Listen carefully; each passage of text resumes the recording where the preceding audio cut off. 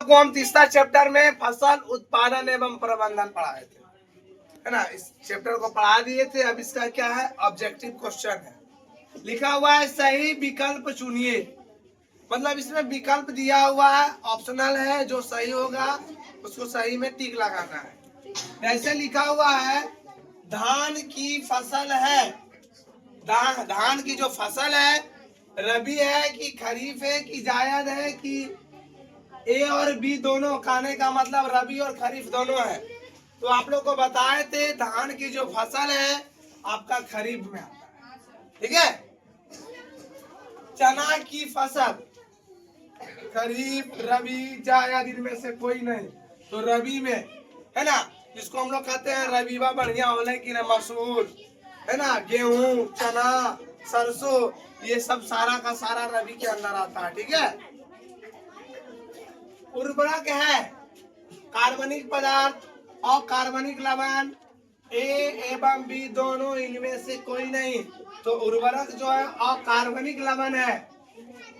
Next है खरपतवार हटाने को कहते हैं, खरपतवार जो हम लोग हटाते हैं उसको क्या कहते हैं, जुताई, सिंचाई, निराई, कटाई।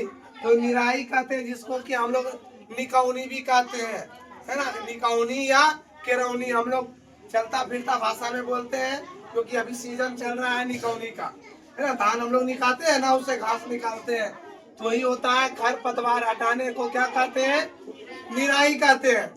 फिर नेक्स्ट है अनाज का भंडारण किया जाता है।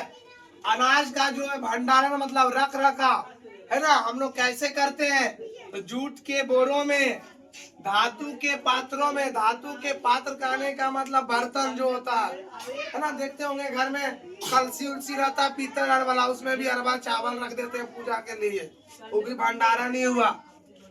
कोठियों में, अब तो स्टैंडर्ड कोठी आगे आने, तो पहले मिट्टी वाला कोठी रहता था। कोठियों में, एफसीआई गोदामों में, एफसीआई गोदाम रहता है, उसमें अनाज का भंडारण किया जाता है।